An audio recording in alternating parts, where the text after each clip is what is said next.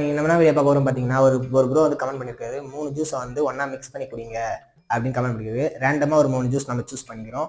அதுக்கப்புறம் வந்து நீங்கள் என்னென்ன ஜூஸ்ன்னு சொல்கிறீங்களோ அதை ஏற்ற மாதிரி கமெண்ட் பண்ணுங்கள். அதுக்கேற்ற மாதிரி மிக்ஸ் பண்ணி இப்போதைக்கு பார்த்தீங்கன்னா 3 ஜூஸ் எடுத்துருக்கோம். என்னன்னு பார்த்தீங்கன்னா ஒன்று வந்து லெமன் வந்து 7up இது, அது ஒன்று பெப்சி, ஒன்று வந்து டாட்டாவில் வந்து ஆரஞ்சு.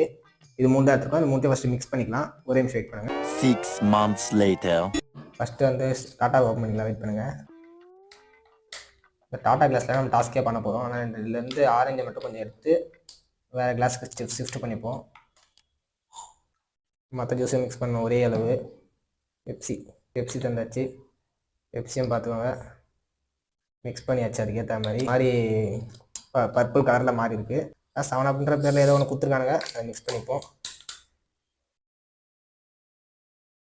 இப்போ வந்து இதை தான் நம்ம குடிக்க போகிறோம்.